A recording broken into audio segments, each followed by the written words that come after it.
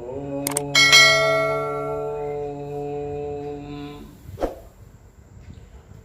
नमामि विघ्नविनाशनं गणाधिपं गजाननं प्रसिद्धिसिद्धिदायकं वरप्रदं विनायकं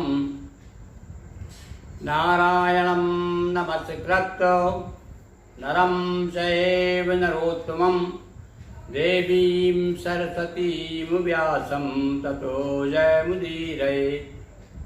नर्मदापुरं सुविख्यातं रेवाया दक्षिणे तटे सेवाश्रमे सुरासुता देवी नर्मदायै नमो नमः।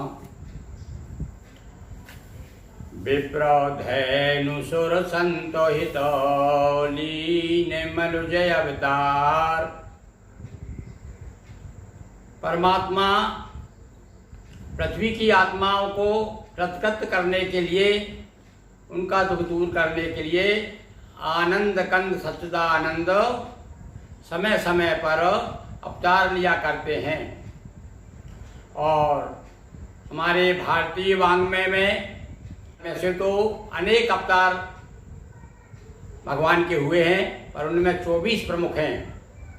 और इन 24 अवतारों की कथा विशेष रूप से प्राय सभी ग्रंथों में उनका उल्लेख है।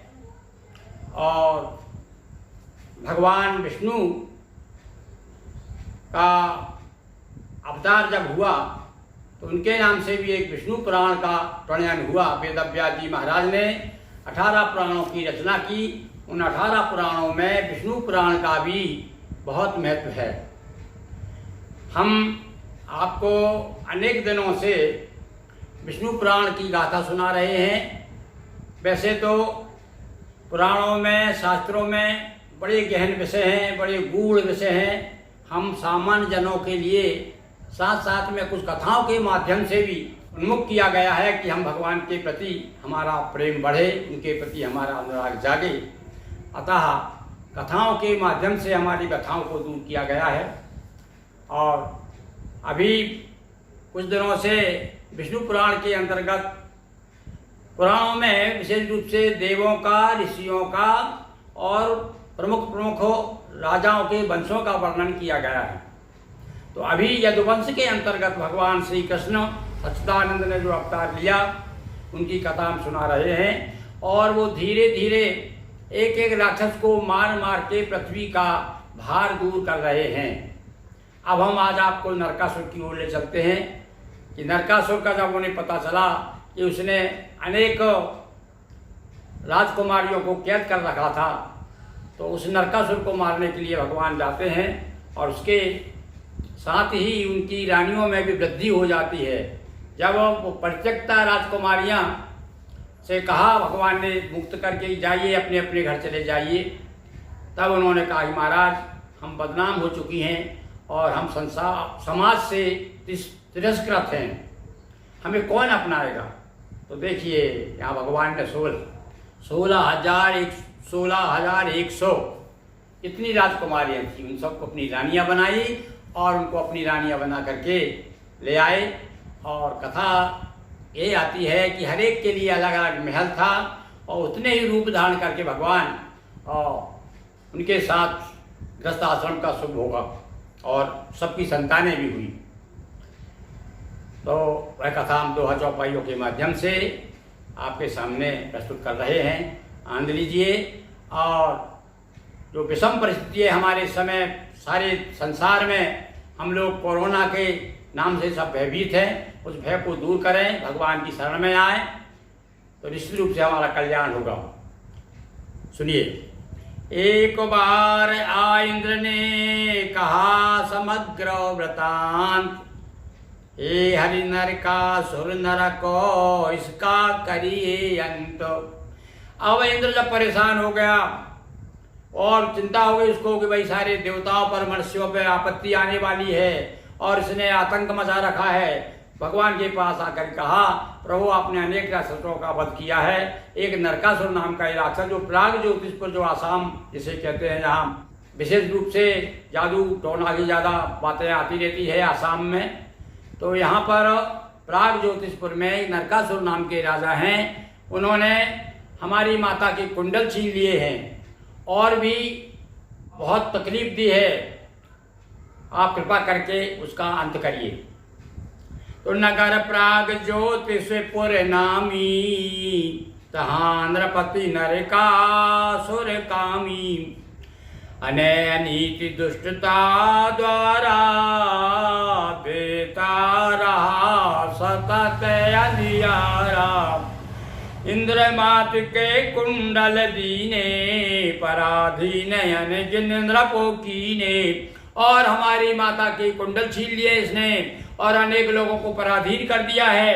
आप कृपा करके 16 सहस्राज कन्याएं उनको भी हरि मुक्त कराएं और 16,100 राजकन्याएं जो है इसके कैद खाने में हैं। तो 7 सत्यभामा को लेकर पहुंचे कृष्ण गरुड़ पर चढ़कर। भगवान गरुड़ पर सवार होकर के सत्यभामा को भी साथ ले लिया।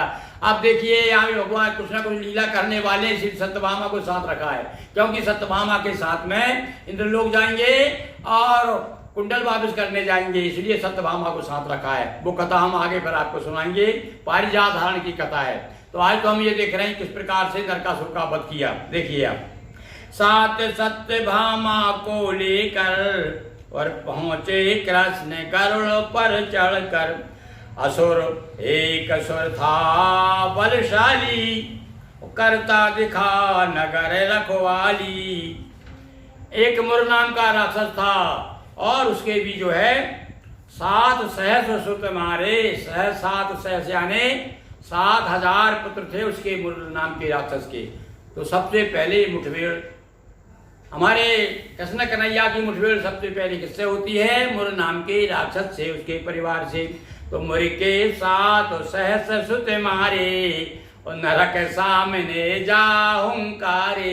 पहुंच गए भगवान नरकासुर के सामने और आकर के ललकारने लगे उसे। शीघ्र सुदर्शन चक्र चलाया और शीश काट कर भूमि गिराया। और देर नहीं की भगवान ने सुदर्शन चक्र चला दिया। चक्र का काम क्या है? तुरंत गर्दन कट करके सर जो है धरती पर आ गया।